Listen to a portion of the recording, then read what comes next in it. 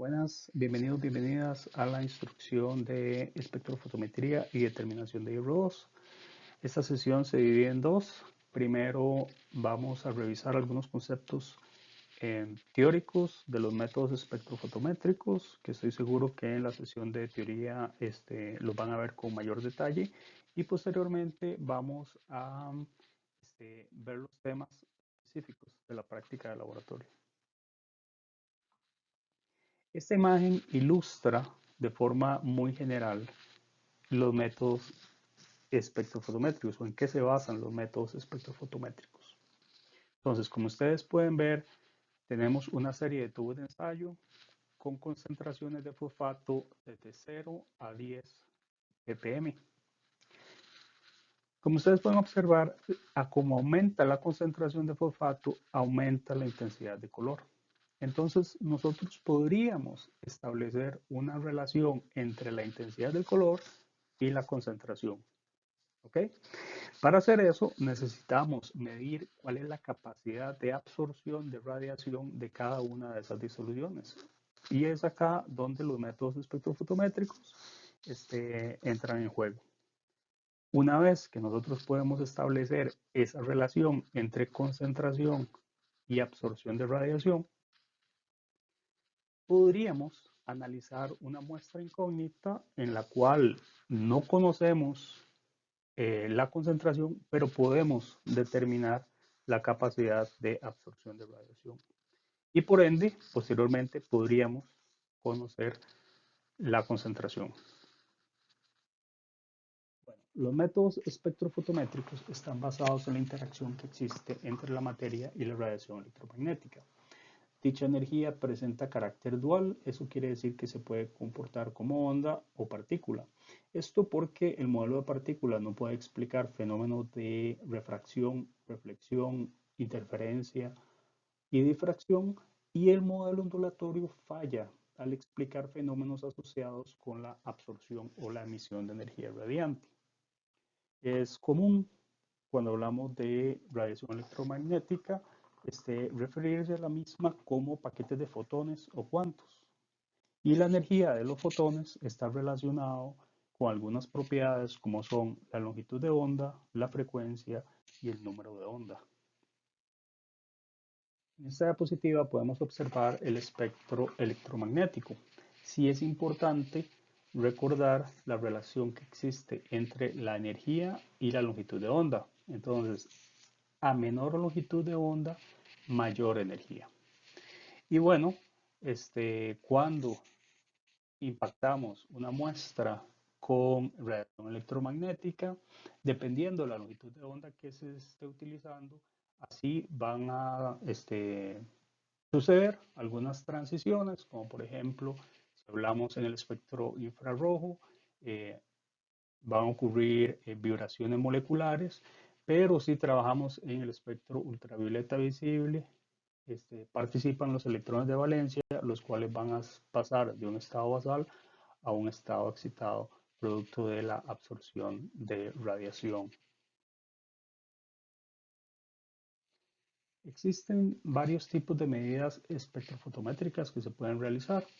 Estas se pueden dividir en tres: espectroscopía de emisión y quimioluminescencia, espectroscopía de absorción y espectroscopía de fotoluminescencia, que incluye la fluorescencia y la fosforescencia.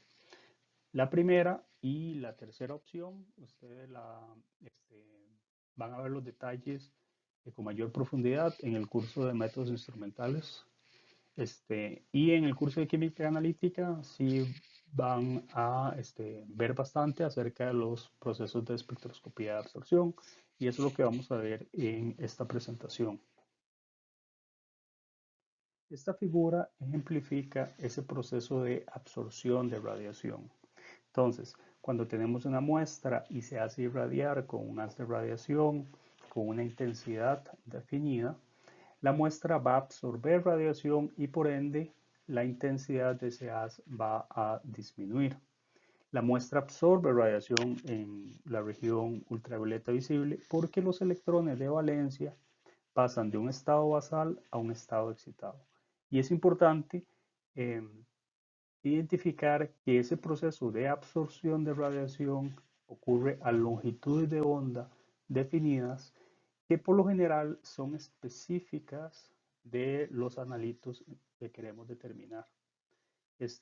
Y eso es muy importante porque la longitud de onda nos permite ser específicos a la hora de analizar una sustancia dentro de una mezcla de sustancias.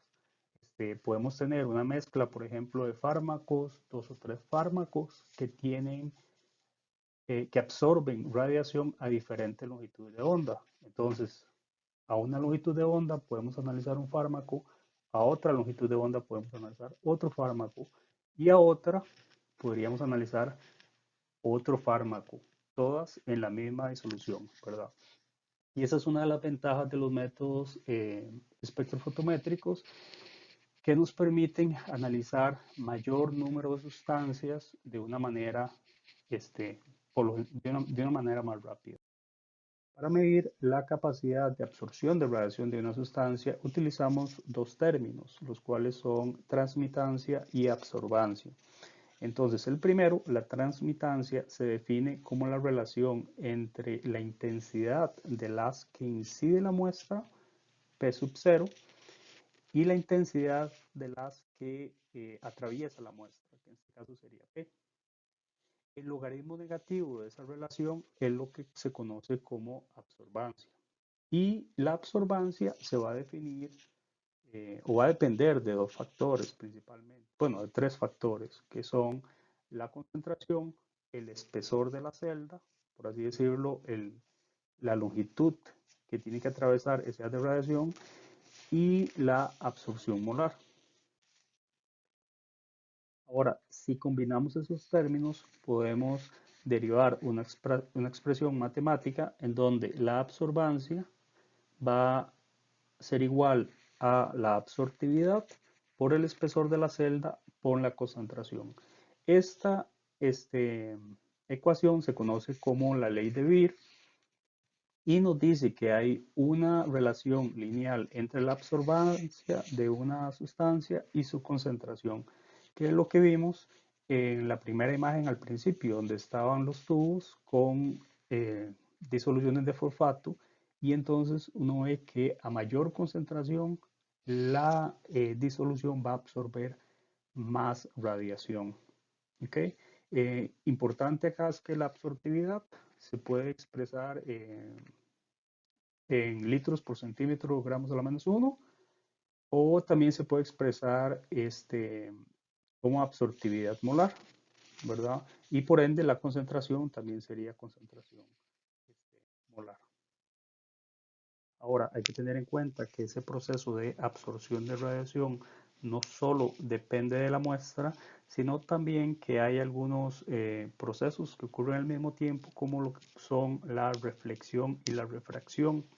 Porque la muestra hay que ponerla en una celda, esa celda puede ser de vidrio, de cuarzo, y ese material tiene imperfecciones en la superficie que hacen que se den procesos de absorción de radiación. Entonces, eso es uno de los errores que se dan, pero que se pueden corregir, ¿verdad? Pero es importante considerar que pueden haber ciertas desviaciones de la ley de Beer por este tipo de procesos, lo cual ocasiona que la relación entre absorbancia y concentración eh, se desvíe ligeramente de la linealidad.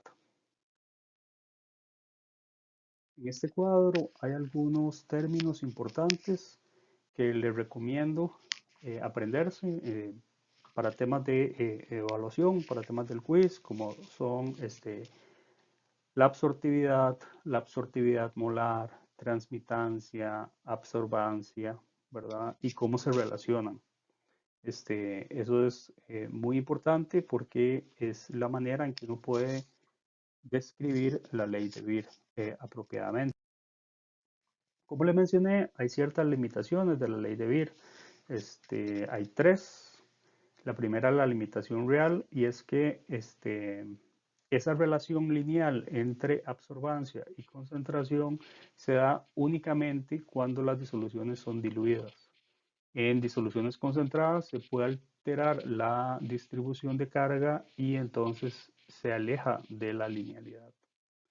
La otra es la limitación instrumental, que solo se puede explicar el comportamiento cuando el análisis se realiza utilizando radiación monocromática. Eso significa utilizando radiación a una longitud de onda específica. No podemos utilizar radiación policromática. Otra limitación instrumental es la producción de radiación parásita, que es radiación que se genera dentro del instrumento y es diferente a la longitud de onda que utilizamos para analizar. Y el cambio de celda debido a sus procesos de reflexión-refracción que se dan en la superficie. Por último, tenemos la limitación química, que son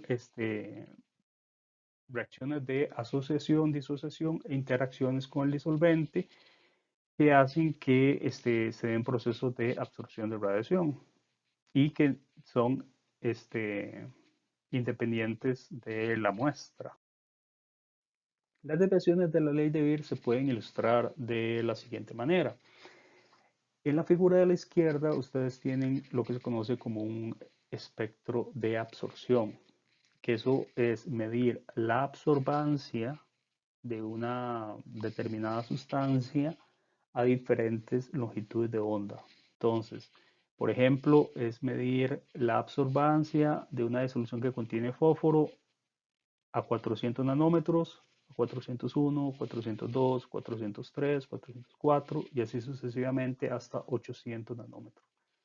Eso se hace para definir la longitud de onda a la cual la sustancia que queremos analizar presenta mayor absorción de radiación. Y esa va a ser la longitud de onda a la cual realizamos el análisis. Porque recuerden que la ley de Beer aplica únicamente para radiación monocromática. Entonces tenemos que definir una longitud de onda y en este caso esta es la forma en la que se define. ¿Okay? Si nosotros no utilizamos la longitud de onda a donde se da la mayor absorción de radiación, sino que utilizamos otra, como ustedes pueden ver en esta figura, luego cuando graficamos la absorbancia contra la concentración hay una desviación. Y lo que se busca siempre es que exista una correlación lineal entre absorbancia y concentración. Como ustedes pueden ver, hay una línea en donde esa relación se aleja de la linealidad. Y eso no es lo ideal a la hora de realizar un análisis porque perdemos sensibilidad y especificidad. Bueno, algunas de las ventajas de los métodos espectrofotométricos es que son rápidos, eh, pueden analizar sustancias que se encuentran a nivel traza con pequeñas cantidades de muestra, son bastante sensibles y bastante precisos. Eh, bueno, con un instrumento podemos analizar, pues tenemos un amplio intervalo de longitud de onda, lo que significa que podemos analizar una amplia cantidad de sustancias, siempre y cuando absorban radiación, ¿verdad? Y la podamos separar de la matriz, si es necesario, de una forma adecuada. Y bueno, hay muchos instrumentos en el mercado que son precisos, fáciles de operar y de bajo costo. Esta diapositiva muestra los componentes más generales de un instrumento, los principales. Entonces comenzamos con una fuente de radiación. La fuente de radiación viene siendo un bombillo prácticamente, si lo queremos poner así. Luego va a haber una rendija de entrada que lo que hace es simplemente focalizar un poco el haz de radiación.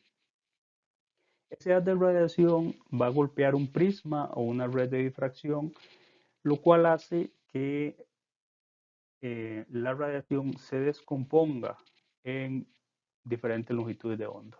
Entonces pasamos de radiación policromática a radiación monocromática. Luego tenemos una rendija de salida. Esa rendija de salida nos ayuda a seleccionar la longitud de onda que vamos a utilizar en el análisis. Posteriormente está la muestra en el recipiente adecuado y un detector. que va a medir la intensidad de la de radiación, ¿verdad? Entonces lo que vamos a hacer es ver brevemente algunas propiedades de cada uno de estos componentes. Lo primero es, bueno, los materiales. Eh, los materiales tienen que seleccionarse dependiendo del ámbito de longitud de onda en la cual se está trabajando. Esta figura muestra para diferentes materiales en qué ámbito no absorben radiación.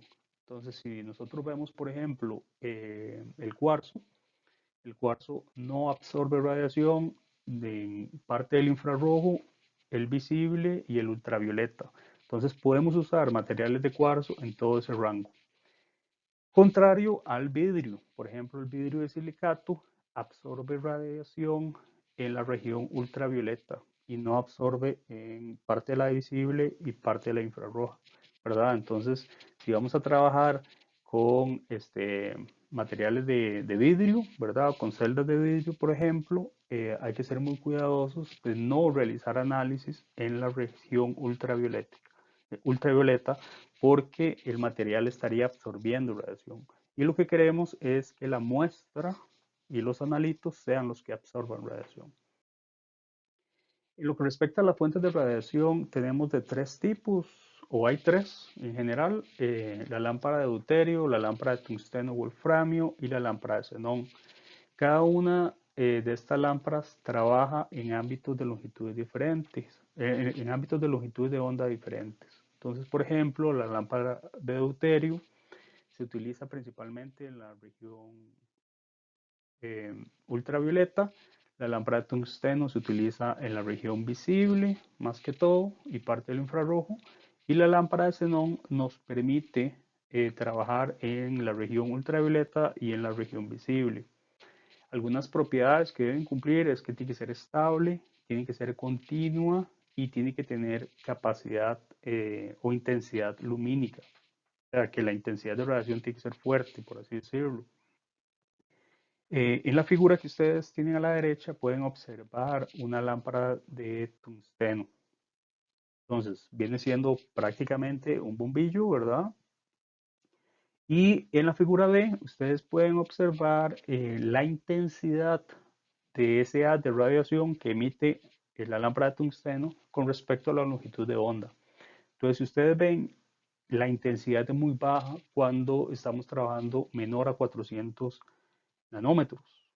Eso significa que a esa longitud de onda, menor a, menor a 500, 400 nanómetros, la lámpara no emite radiación y por ende no se puede utilizar para la región ultravioleta. La mayoría de instrumentos actualmente utilizan lámparas de xenón, ¿verdad? Porque pueden utilizarse en ambas, ultravioleta visible, pero también es común encontrar instrumentos que vienen con dos lámparas y uno selecciona la lámpara dependiendo de la longitud de onda a la cual va a trabajar.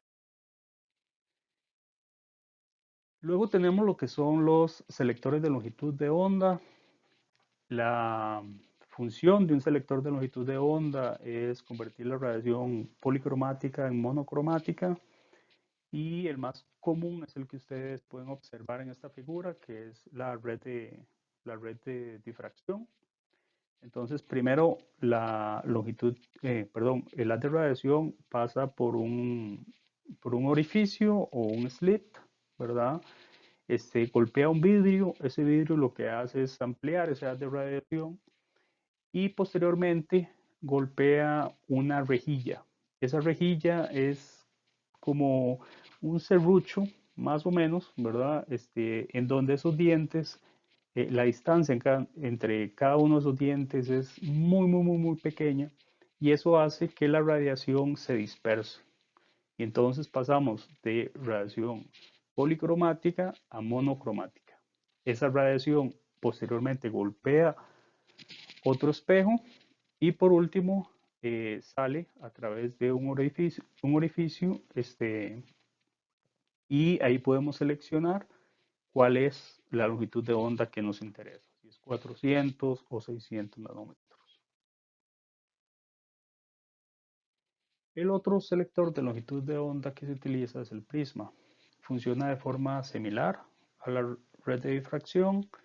El haz de radiación atraviesa un orificio, golpea un espejo, ese espejo focaliza la luz hacia el prisma y el prisma se encarga de descomponer la radiación en diferentes longitudes de onda. Luego hay otro espejo y hay una entrada, hay una rendija de salida que nos permite seleccionar la longitud de onda eh, para el análisis. La diferencia entre el prisma y la rejilla de difracción es que la rejilla de difracción nos permite formar radiación monocromática de forma lineal en, en toda la región del espectro, digamos, en toda la región del espectro visible. Eso no sucede con el prisma, lo cual genera puede generar algún inconveniente a la hora de seleccionar ciertas longitudes de onda.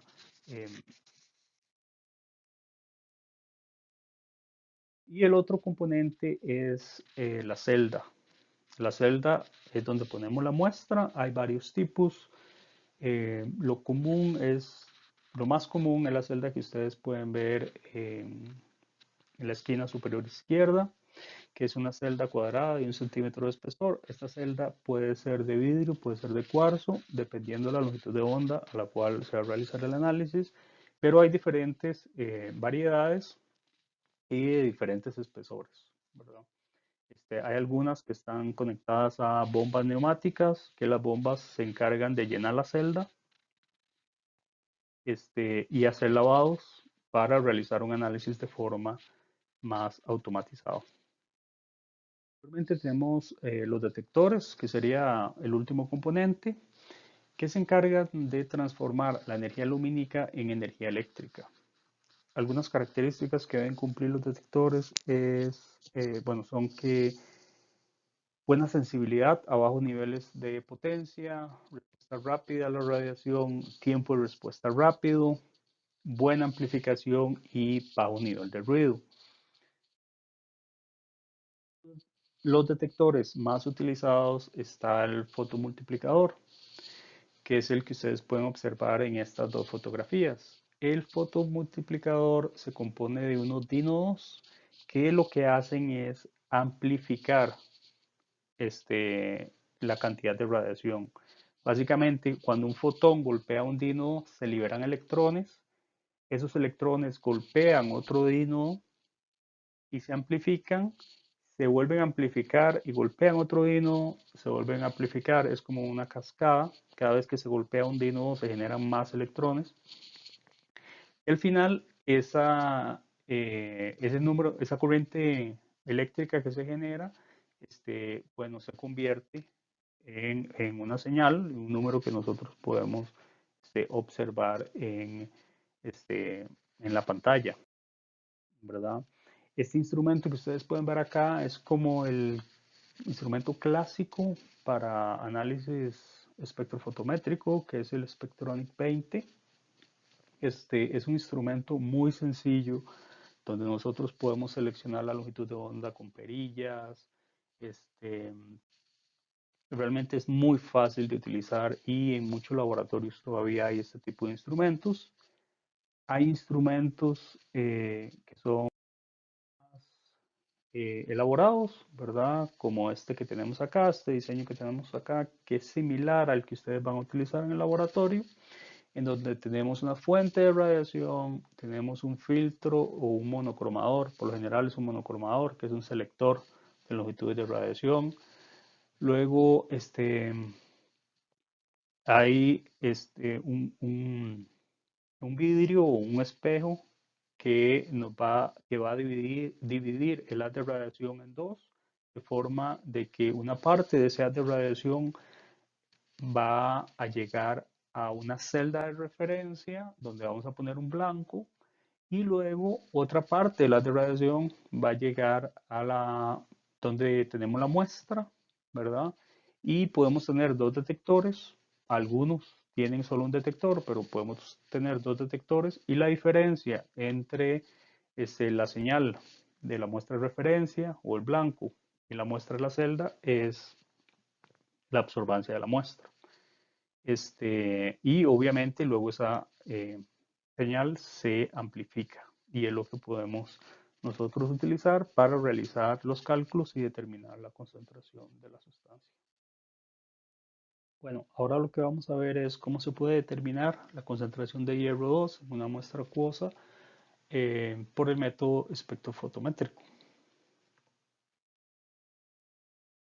¿Por qué es importante determinar la concentración de hierro? Bueno, primero porque es un oligoelemento de gran abundancia en el medio ambiente, ¿verdad? Se encuentra principalmente en forma de óxidos, carbonatos, sulfatos, sulfuros y en muchos minerales como la hematita, la magnetita o la limonita. Y principalmente porque es vital para los seres vivos, porque ayuda al transporte de oxígeno en la sangre. En el caso de las plantas es esencial para la producción de clorofila y cuando hay deficiencias de hierro se puede producir un fenómeno que se conoce como clorosis férrica, que es que las plantas se ponen amarillentas. La determinación de hierro por espectrofotometría es posible debido a que el hierro tiene orbitales d vacíos donde puede alojar pares electrónicos que favorecen la formación de complejos. Algunas sustancias que pueden formar complejos coloreados con los iones metálicos son la 1,10 fenantrolina y la 2,2 biquinoleína, ¿verdad? También tenemos algunos complejos como la ditisona o el dietil-ditiocarbamato de sodio. Importante acá que los complejos tienen que ser coloreados porque eh, se va a analizar la concentración en la región visible. Si se utiliza 1,10-fenantrolina, la misma reacciona con el hierro para formar este compuesto covalente coordinado, ¿verdad? Estos enlaces covalentes coordinados, en donde tres moléculas de 1,10-fenantrolina reaccionan con un átomo de hierro 2. Ahora, ¿cómo se está analizando un metal? Es importante regular el pH.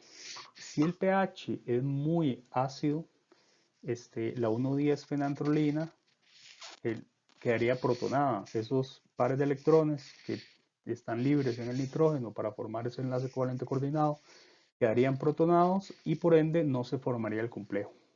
Ahora, si el pH es muy básico, se puede dar la precipitación de hidróxido de hierro 2 y si el hierro no está en disolución, claramente no se podría realizar la determinación. Entonces el pH adecuado sería entre un pH 2 y 9, en donde la intensidad del color no va a depender de ese pH en ese ámbito y el ajuste el pH de la disolución se ajusta con una disolución de acetato de sodio o acetato de amonio. Eso nos da un rango adecuado en donde los átomos de nitrógeno no van a estar protonados y donde tampoco se va a dar la precipitación del hidróxido de hierro. Se pueden dar algunas interferencias. La primera es que el hierro debe estar en estado de oxidación más 2, no debe estar en estado de oxidación más 3, porque en estado más 3 no se forma ese complejo con la 1,10-fenantrolina. Por ende, hay que utilizar un agente reductor, como lo es el cloruro de hidroxilamina. Y luego, bueno, cuando otros metales están en disolución en altas concentraciones, pueden formar complejos con la 1,10-fenantrolina, provocando que se disminuya la intensidad del color de la disolución, lo cual representaría una desviación de esa relación lineal que debe existir entre absorbancia. En términos de procedimiento, lo primero es que hay que hacer una curva de calibración. La curva de calibración se hace para definir esa relación lineal entre absorbancia y concentración y se realiza utilizando disoluciones estándar o disoluciones patrón. Entonces, a partir de una disolución estándar de 20 miligramos por litro de hierro, se van a medir alícuotas de 2,5, 5, 10, 15 y 20 y se ponen en balones aforados de 100. Se prepara también un blanco reactivo. A cada balón aforado se le agrega 1 mililitro de clorhidrato de hidroxilamina, 8 mililitros de acetato de sodio y 10 mililitros de 1,10 fenantrolina. Es importante que se agreguen los reactivos en ese orden y que se realice de forma lo más exacta posible, o sea que se mida con una pipeta o una bureta. Posteriormente se diluye cada disolución hasta la marca de aforo, ¿verdad? Y se agitan. Esas disoluciones se les va a medir la absorbancia a una longitud de onda aproximada de 510 nanómetros. ¿Por qué aproximada? Porque ustedes tienen que realizar en el laboratorio un espectro de absorción y definir cuál es la longitud de onda adecuada para realizar el análisis. Pero en la literatura casi siempre hay longitudes de onda ya definidas y recomendadas, y en este caso sería cercana a 500. Posteriormente van a analizar una muestra incógnita, para lo cual van a medir 5 mililitros de la muestra que van a tener en un vial y la van a poner, la van a depositar en un balón aforado de 100 mililitros. Esto lo van a hacer por triplicado. Posteriormente, a cada balón aforado le van a agregar los mismos reactivos, 1 mililitro de clorhidrato de hidroxilamina, 8 mililitros de acetato de sodio y 10 mililitros de 1,10 fenantrolina. De igual forma, eso se debe medir con una pipeta o una bureta. Y posteriormente van a diluir la disolución con agua destilada, agua desionizada. Bueno, ¿cuáles son las mediciones, que se deben realizar? Lo primero es determinar la longitud de onda a la cual se realiza el análisis, para lo cual deben realizar un espectro de absorción de 400 a 800 nanómetros. Esto es muy rápido de hacer porque el equipo que ustedes van a utilizar lo hace casi que de forma automática, debido a que tiene software. Hace mucho tiempo había que hacerlo de forma manual, seleccionar la longitud de onda de forma manual, medir la absorbancia, luego cambiar la longitud de onda, medir la absorbancia y así sucesivamente. Entonces imagínense hacer eso 400 veces, requiere mucho tiempo. Ahora el instrumento lo hace en un par de minutos. Y entonces ustedes ahí van a definir cuál es la longitud de onda para realizar, cuál es la longitud de onda adecuada para realizar el análisis. Para ello van a utilizar la disolución estándar número 3. No utilicen la más concentrada y tampoco utilicen la más diluida, por favor. Posteriormente, una vez definieron esa longitud de onda, van a medir la absorbancia de todas las disoluciones estándar o todas las disoluciones patrón y las de las muestras incómodas. Finalmente, van a calcular, primero es realizar una gráfica de la curva de calibración, o sea, esta relación lineal que debe existir entre absorbancia y concentración.